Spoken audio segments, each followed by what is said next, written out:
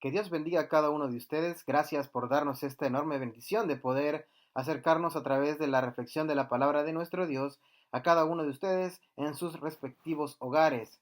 Estos momentos estaremos hablando de un tema muy distinto a los anteriores, y esto es respecto a la autoridad en la religión. Estaré tomando información de un libro llamado ¿Qué dice la Biblia? Precisamente porque fue diseñado para podernos también ayudar a entender algunos de los temas que son importantes en la fe cristiana. ¿Usted en alguna ocasión ha escuchado cuando dicen, pues eso es mucha religión? O, por ejemplo, cuando alguien dice, la religión no salva. O, por ejemplo, cuando alguien dice, pues tienes que hacer vivir a Cristo en tu vida. La religión no. Bueno, déjeme comentarle antes que nada que cuando hablamos acerca de la religión tenemos que tomar ciertas definiciones que nos van a ayudar a entender un poco. La religión es, según lo que se dice, ¿verdad? A través de las definiciones seculares, es un conjunto de creencias religiosas, de normas, de comportamientos y de ceremonias, de oración o sacrificio que son propio de un determinado grupo humano y con las que el hombre reconoce una relación con la divinidad. Esto es tomado de lo que es una definición secular. Ahora, a través del mundo usted podrá ver diferentes personas que toman una manera eh, diferente de adorar a un Dios, o al Dios que usted y yo a lo mejor conocemos, o a un ser distinto, ¿verdad? Entonces, a través del tiempo se ha visto que hay más de 4.000 religiones.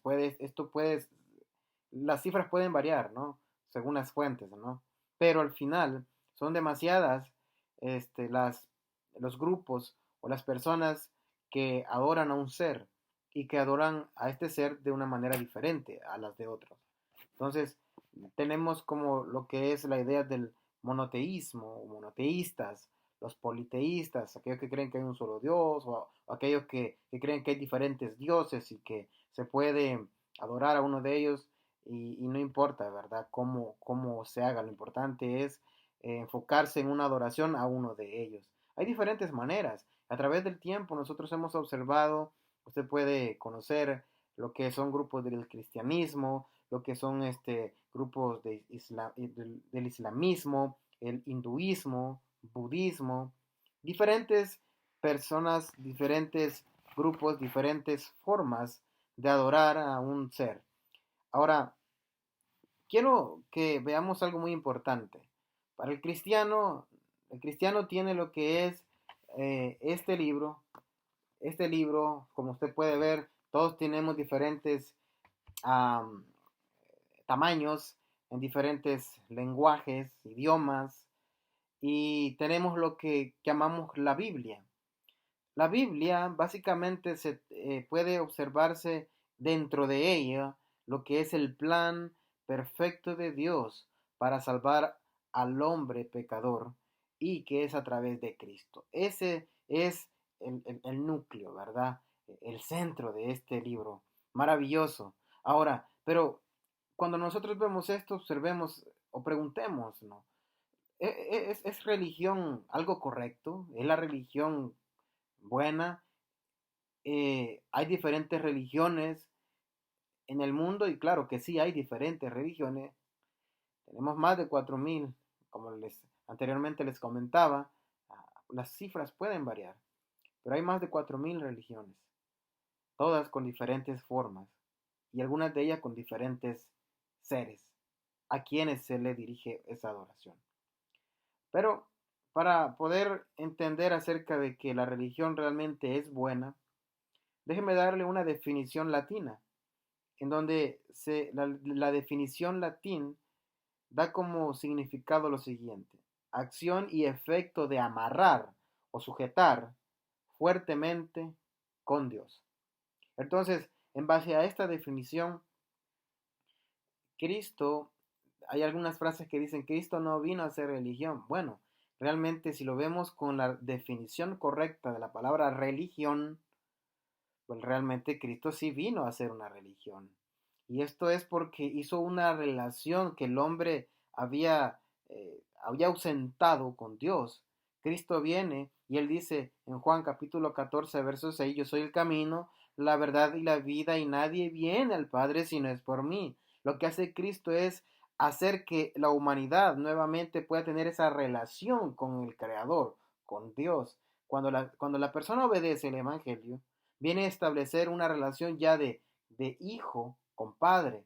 Entonces, Cristo sí hizo esa religión. Por eso nosotros somos llamados cristianos. Incluso Santiago, capítulo, si usted vaya conmigo, acompáñeme a Santiago. Vamos a leer una porción aquí muy importante, que, si, que si no existiera religión, entonces Santiago no lo hubiera mencionado. Pero dice de la siguiente manera. Santiago capítulo 1, perdón, capítulo 1, verso 27. Santiago capítulo 1, verso 27 dice de la siguiente manera, la religión pura, note, la religión pura y sin mácula delante de Dios el Padre es esta, visitar a los huérfanos y a las viudas en sus tribulaciones y guárdese sin mancha del mundo. Cuando nosotros vemos todo el contexto de Santiago, vamos a entender acerca de lo que es fe y acerca de lo que es obras. Significa que no solamente necesito creer, sino también que esto lo lleve a acción. Y el ser humano necesita entrar a estas dos ramas, ¿no? Creer y accionar. Y el accionar implica obedecer. En este caso, cuando él habla acerca de esto, también nos hace ver una manera de cómo debemos ir avanzando en esta creencia, avanzando en esta obediencia, perfeccionar todas estas ramas de la religión correcta. Entonces Santiago lo que hace aquí es mencionar que hay una religión, de manera que sí existe la religión, y sí existe la forma correcta de adoración, y sí existe al ser correcto y único al cual se le debe adorar. Entonces, en vista de eso, la religión sí es correcta. Y los cristianos estamos en esta religión, en este camino, en este vínculo del ser humano con Dios y nos hacemos uno solo. Entonces, la autoridad en la religión. Primeramente debemos ver la necesidad de la autoridad. La necesidad de la autoridad en la religión. La autoridad tal como se presenta o se va a estar presentando acá significa una norma, significa regla, significa una guía que determina lo que es correcto y lo que es incorrecto en asuntos religiosos. Miren, la autoridad en esta religión no significa entonces, bueno, que vamos a ser, al decir autoridad, abusivos, a poder predominar más mis pensamientos y hacer que los demás obedezcan porque sí. Bueno, no se trata de esto. Se trata de que realmente la religión, es decir, esta forma correcta de acercarse a Dios, tiene algo que va más allá de mis pensamientos. Entonces, hay una regla, hay una guía, hay una forma de poder determinar qué es lo bueno, qué es lo que no es bueno, y esto solamente a través de las escrituras. Por ejemplo, vamos a poner el ejemplo que acá nos muestra esta información. Los hombres reconocen para poder medir algo, por ejemplo, en nuestros países hispanos sobre todo usamos más lo que es el término el metro, que tiene 100 centímetros, y usted usa el metro para medir diferentes cosas. Entonces, el metro se usa como una autoridad para determinar si una medida es correcta o incorrecta. Por ejemplo, ¿qué largo tiene, qué largo tiene este lápiz? Algunos le dicen lapicero, no sé cómo le llamarán usted, pero qué largo tiene. Entonces, a través de lo que tiene el metro, uno puede medir y saber cuántos centímetros posee. Por ejemplo, qué largo tiene la mesa o qué largo eh, tiene, digamos, la puerta o altura, pero se mide basado a través de lo que es el metro. Entonces uno puede decir, bueno, tiene 1,5 metros o tiene 2 metros, por ejemplo. Ahora, si digamos usted y yo tenemos el mismo asunto, tenemos la misma cosa que vamos a medir, yo puedo decirle a usted que tiene 1,60 metros. Usted puede decir que tiene 1 metro 80 centímetros, hablando del mismo asunto. Usted puede elegir qué asunto, pero al final nosotros nos vamos a basar a través de ese metro o de las medidas del metro. Y cuando usted y yo hagamos esa medida, resulta que usted estaba en lo correcto porque eran 1 metro 80 centímetros y yo estaba equivocado. Entonces lo que yo tengo que hacer es aceptar en base a esa medida correcta que usted no solamente estaba en lo correcto, sino que es la forma en que vamos a poder tener una conclusión precisa, correcta, de lo que es el resultado de esa medida. Entonces, en cuanto a esto se refiere, en el campo de la religión es lo mismo. Hay una autoridad que nos ayuda básicamente a determinar lo que espiritualmente está bien, lo que espiritualmente nos hace conducirnos de una forma correcta en nuestra adoración a Dios. Y esto es las escrituras. Por eso es importante ver la necesidad de una autoridad máxima en asuntos religiosos. Por eso, preguntémonos, ¿quién está calificado para ser la autoridad en la religión? ¿Quién? ¿Quién está calificado? Bueno, Jesús, para usted y para mí, los que estamos en este camino, es nuestra autoridad en la religión. Entonces Jesús es la única persona calificada para ser el guía religioso del hombre. Incluso él mismo dijo, toda potestad me es dada en el cielo y en la tierra. Ahí en Mateo, básicamente capítulo 28, verso 18. Dios mismo, hablando del Creador, hablando del Padre, testificó que la autoridad está en Cristo. Si ustedes me acompañan en Mateo capítulo 17, verso 5, dice lo siguiente. Dios, en este momento, Mateo capítulo 17, verso 5. Mientras este pasaje habla acerca de la transfiguración de Cristo. Y en ese momento hay una sección muy importante que nos ayuda a poder ver la autoridad de Cristo. Mateo 17:5. Mientras él aún hablaba, una nube de luz lo cubrió. Y he aquí una voz desde la nube que decía, este es mi Hijo amado, en quien tengo complacencia. Note la última frase, a él oíd. Dios menciona acerca de Cristo en su relación, ¿verdad? A Cristo dándole esa importancia, a Cristo dándole ese valor, pero no le dice, bueno, pero vamos a oír a otros más, o van a escuchar ustedes a otros más. Pone a Cristo en ese nivel de preeminencia y por eso hace que la humanidad enfoque su atención y su oído a Cristo. Por eso dice, a él oír. Cristo viene a este mundo con una misión.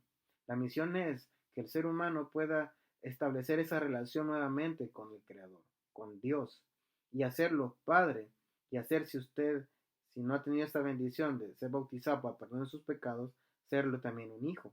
Entonces, cuando nosotros vemos estas cosas, vemos que hay alguien que está calificado en la religión, la autoridad máxima, que es Cristo. Este es mi Hijo amado, el quien tengo complacencia, a él oír. Cuando Jesús habla sus palabras, también deben ser estimadas como palabras de Dios. Por favor, acompáñenme en Juan capítulo 3, el Evangelio de Juan capítulo 3, verso 3. Y vamos a ver también qué nos menciona acá el escritor. Juan capítulo 3, verso 3. Respondió Jesús y le dijo, de cierto, te digo que el que no naciere de nuevo no puede ver el reino de Dios. Esto es en cuanto al punto del bautismo, ¿no? Ahora, ¿por qué Cristo dice todas estas cosas? Bueno, ya Cristo comienza a enseñar, ya Cristo establece básicamente lo que es esta autoridad para que el ser humano comience a entrar en una relación verdadera con el Padre. Lo que era la ley judía, básicamente desde que Cristo es puesto en la cruz, caduca, ya no es vigente. Entonces, lo que hace Cristo es mostrar no solo su autoridad, sino enseñar cuál es la forma en que el ser humano puede tener esa relación ahora con el Padre, en cuanto al punto del bautismo. Ahora vayan conmigo al capítulo, siempre el capítulo 3, verso 34. Porque el que Dios envió, las palabras de Dios habla, pues Dios no da el Espíritu por medida. Entonces vemos aquí que Cristo siendo enviado, Cristo el que anteriormente habla acerca del bautismo, Cristo que anteriormente dice, para que entres al reino de Dios, necesitas nacer de nuevo a través de las aguas del bautismo. Este Cristo es el mismo que trae las palabras de Dios. Entonces hay una autoridad en esta religión. Esa autoridad es Cristo. Y en estos asuntos religiosos, la autoridad para el ser humano debe ser únicamente el Señor Jesucristo, porque Él y solo Él tiene toda la potestad en el cielo y en la tierra. Pero entonces hagámonos una pregunta. ¿Qué sucede ahora que Cristo no está en este mundo? ¿Qué sucede hoy que Cristo, usted y yo sabemos que Cristo físicamente no existe, como en aquel momento cuando Él dijo estas palabras en Juan capítulo 3? Después de la resurrección de Cristo y de su ascensión al cielo, entonces, ¿cómo aprendieron, aprendió la humanidad, cómo fue enseñada la humanidad a aceptar la voluntad de Dios? Sí, aquí en Juan 3:34 dice que Cristo habla las palabras de Dios, pero físicamente no está con nosotros. Bueno, Jesús reveló su voluntad por medio de sus discípulos. Habiendo recibido toda la potestad, Jesús mandó a sus discípulos que enseñaran a todas las naciones todas las cosas que él había mandado. Si usted mira conmigo Mateo capítulo 28, va a observar las palabras de Cristo antes de poder ascender. Mateo capítulo 28, verso 20, dice de la siguiente manera. Enseñándoles que guarden todas las cosas que os he mandado. Y he aquí, yo estoy con vosotros todos los días hasta el fin del mundo. Entonces, Cristo envía a estos discípulos, a los que consideramos, a los que se le conoce como los apóstoles. Ahora, estas naciones entonces oyeron los mandamientos de Jesús por medio de sus apóstoles. Para garantizar que los apóstoles y los otros hombres inspirados enseñarían la verdad, Jesús le prometió la dirección, Jesús le prometió a ellos lo que era la enseñanza especial del Espíritu Santo. Y para ello, vaya conmigo a Juan capítulo 16, verso 13. Juan capítulo 16, verso 13. Vamos a ver lo que Cristo, estando físicamente con ellos, él dice. Juan capítulo 16, verso 13. Pero cuando venga el Espíritu de verdad, Él os guiará a toda la verdad. Pero no hablará por su propia cuenta, sino que hablará todo lo que oyere y os hará saber las cosas que habrán de venir. ¿En qué momento sucede esto? Bueno, esto nosotros lo vamos a ver allá en Hechos capítulo 2. Ya Cristo en Hechos capítulo 1 ve, se puede observar la ascensión de Cristo, los discípulos están, los apóstoles están esperando en Jerusalén, cuando en Hechos capítulo 2 vemos que el Espíritu Santo se manifiesta, ¿verdad? Ahora, así, cuando nosotros vemos estas cosas, vemos que básicamente los apóstoles enseñaron a los hombres, guiados por el Espíritu Santo. La iglesia entonces aceptó estas enseñanzas. La iglesia fue instruida. La iglesia fue capacitada a través de la enseñanza guiada por el Espíritu Santo en estos hombres. No como palabras de hombres, sino tal como lo que es la palabra verdadera de Dios. Vea conmigo Primera de Tesalonicenses, capítulo 2, verso 13. Primera de Tesalonicenses, capítulo 2, verso 13. Vamos a ver lo que aquí el apóstol Pablo dice a los hermanos en Tesalónica. Primera de Tesalonicenses, capítulo 2, verso 13. Por lo cual también nosotros sin cesar damos gracias a Dios, de que cuando recibisteis la palabra de Dios que oísteis de nosotros, la recibisteis no como palabra de hombre, sino según es en verdad la palabra de Dios, la cual actúa en vosotros, los creyentes. Entonces menciona aquí el apóstol Pablo algo muy importante. Palabras de Dios que ellos recibieron. Pero lo recibieron a través de la enseñanza que ellos dieron. Y esto básicamente es porque el Espíritu Santo era quien estaba en ellos. Entonces, nosotros vemos que estas enseñanzas fueron importantes. Posteriormente, los apóstoles de Cristo enseñaron toda la voluntad de Jesús. Cristo prometió que el Espíritu Santo los guiaría a toda la verdad, como lo dice Juan capítulo 16, verso 13.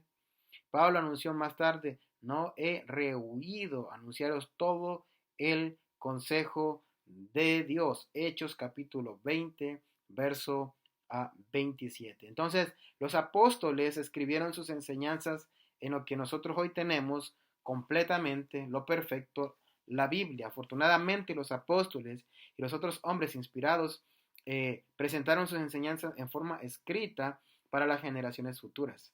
¿Cuáles son? Nosotros. Gracias a que Dios en su plan perfecto permitió que estos hombres inspirados escribieran y registraran estas palabras, nosotros lo tenemos ahora en nuestras manos. Por ejemplo, Pedro escribió de tal manera que aún después de su muerte la iglesia tendría un registro permanente de su enseñanza. Vea conmigo a Segunda de Pedro, capítulo 1. Segunda de Pedro, capítulo 1. El apóstol da algo aquí muy importante. Segunda de Pedro, capítulo 1, verso 12 al 15. Verso 12 al 15. Por esto yo no dejaré de recordaros siempre estas cosas, aunque vosotros las sepáis y estéis confirmados en la verdad presente. Pues tengo por justo, en tanto que estoy en este cuerpo, el despertaros con amonestación, sabiendo que en breve debo abandonar el cuerpo como nuestro Señor Jesucristo me ha declarado. También yo procuré con diligencia que después de mi partida, vosotros podáis en todo momento tener memoria de estas cosas. ¿A qué se refiere? Bueno, que fue escrita esta carta para que ellos no olvidaran lo que el apóstol estaba enseñando. Entonces, es importante ver esto. Incluso Lucas escribió para que sus lectores conocieran exactamente las enseñanzas que ellos ya habían recibido por parte de Cristo. Vea conmigo Lucas capítulo 1, Lucas capítulo 1, Lucas capítulo 1, verso 3 y verso 4. Me ha parecido también a mí, después de haber investigado con diligencia todas las cosas desde su origen, escribírtelas por orden, oh excelentísimo Teófilo, para que conozcas bien la verdad de las cosas en las cuales has sido instruido. Entonces, vemos nosotros que esto fue escrito para las generaciones futuras, es decir, todos aquellos que ahora tenemos completamente, perfectamente esta enseñanza. Juan escribió su evangelio para que los hombres creyeran en Cristo y tuvieran una vida y tenían una seguridad de esa vida eterna. Juan capítulo 20, acompáñenme a Juan capítulo 20, verso 30 y verso 31. Juan capítulo 20, verso 30 y verso 31 dice de la siguiente manera: hizo además Jesús muchas otras señales en presencia de sus discípulos, las cuales no están escritas en este libro, pero éstas se han escrito para que creáis que Jesús es el Cristo, el Hijo de Dios, y para que creyendo tengáis vida en su nombre. Entonces, la autoridad en la religión, nosotros tenemos esta autoridad en Cristo únicamente, y que fue revelada esta voluntad de Cristo después de su ascensión al cielo a través de los apóstoles, y que estos apóstoles dejaron el registro de las cosas que enseñaron a la iglesia en aquel momento. Entonces, nosotros vemos esta cosa, incluso Pablo dijo que él había escrito para que la iglesia, en este caso, también tuviera ese registro tan importante y así poder nosotros entenderla. Vea conmigo lo que dice básicamente Efesios capítulo 3, verso 3 y verso 4. Efesios capítulo 3, verso 3 y verso 4. Vea lo que el apóstol Pablo también menciona aquí. Capítulo 3, verso 3 y verso 4. Que por revelación me fue declarado el misterio, como antes lo he escrito brevemente, leyendo lo cual podéis entender cuál sea mi conocimiento en el misterio de Cristo. Pablo lo que hace aquí es que deja esta inspiración, deja estos escritos para poder ver los mandamientos de Dios. Vea conmigo a Primera de Corintios capítulo 14, Primera de Corintios capítulo 14, versos 37.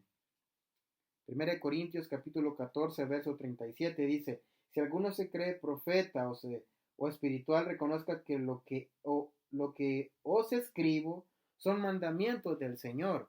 Ellos no hablaron por sus propios pensamientos en donde ausentaban la voluntad de Dios, del Espíritu Santo, e imponían lo que ellos creían conveniente o no conveniente o a su beneficio. Hay grupos religiosos que lamentablemente lo que han hecho es buscar el favor de los hombres a través de dogmas, mandamientos, permiten algunas cosas, otras las omiten con el propósito de poder ganar más números en sus reuniones cada domingo o cada día de la semana que ellos puedan, que ellos les sea posible. Hacen cosas que les permiten ganar u obtener mucho más dinero con implementaciones que ya no tienen por qué ser vigente, como incluso el diezmo ahora en día. Ya eso no es vigente precisamente porque era para el pueblo judío bajo un pacto que ya no está en vigencia para nosotros como cristianos. Entonces, nosotros vemos que estas cosas son importantes porque la Biblia contiene la voluntad de Cristo. Cuando nosotros no lo hacemos, cuando nosotros no nos guiamos en esta medida que es la Biblia, entonces no vamos a hacer una adoración correcta. Y por lo tal, la religión que usted y yo estemos practicando no va a ser la más apropiada. Entonces, nosotros vemos que Pablo escribiendo durante la época, básicamente en que se estaban completando las escrituras inspiradas, dijo algo muy importante. Vea conmigo lo que es 2 Timoteo capítulo 3, verso 16 y verso 17. 2 Timoteo capítulo 3, verso 16 y verso 17. Ya usted y yo hemos básicamente tomado esta sección en muchas ocasiones, pero no nos damos cuenta el valor tan inmenso que tiene 2 Timoteo.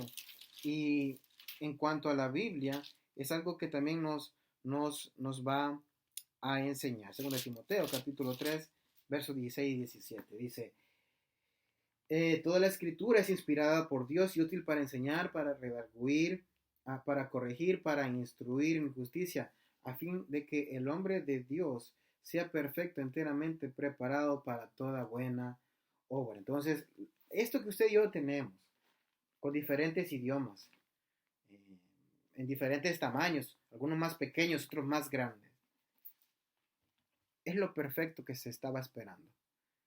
Es la voluntad de Dios. Y ahí está el centro de nuestra religión. Cristo como la autoridad. Los apóstoles enseñando la voluntad de Cristo. La iglesia tomando esas enseñanzas. Y el Espíritu Santo guiando a estos hombres.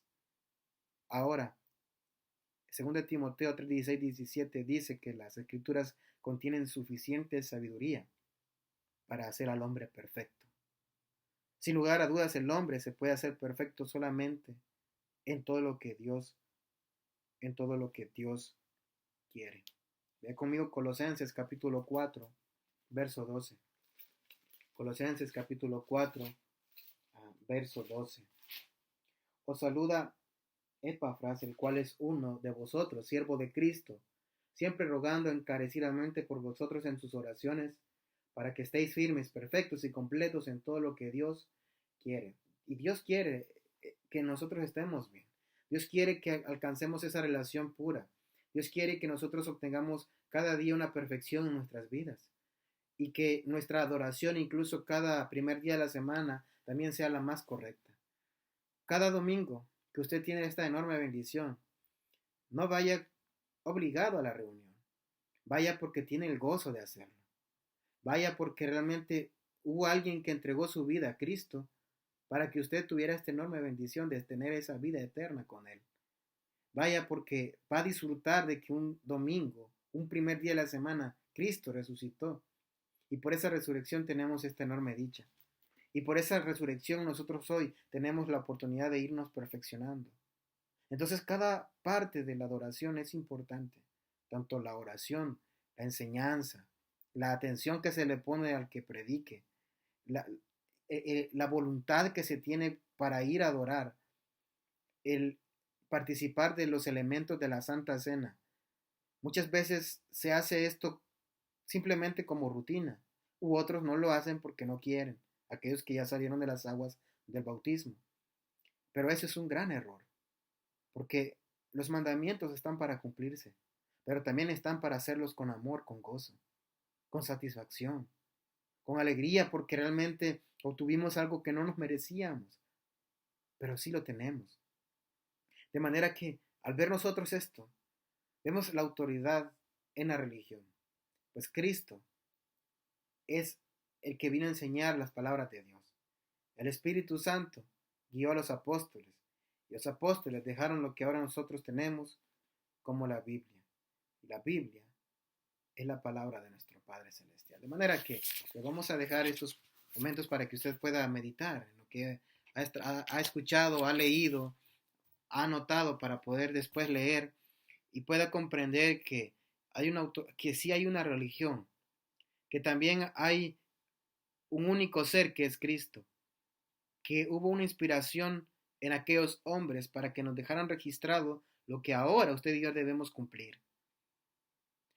Y esto es como el ejemplo que al principio tomaba, el metro, que tiene 100 centímetros, o póngale pies, usted puede elegir cuál medida le sea conveniente, pero la medida que usted tome y quiera usarla para algo, no va a cambiarlo. No va a cambiar mi opinión o la suya si en este caso estamos en la misma medida y es exacta.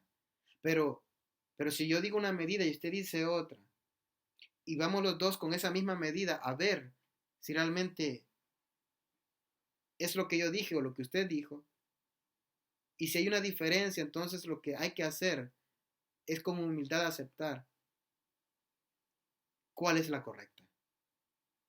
Ya Santiago nos muestra que hay una religión, una tan sola, también un solo Dios, un solo ser. Y también vemos que a través del libro de los Hechos hay una sola forma de adoración a ese ser. Le invitamos a que pueda seguir escuchando la palabra de Dios, de la religión pura, de la religión correcta, y cómo usted puede ser introducido a este reino maravilloso y poder ser alguien que cumpla esa adoración de una manera correcta.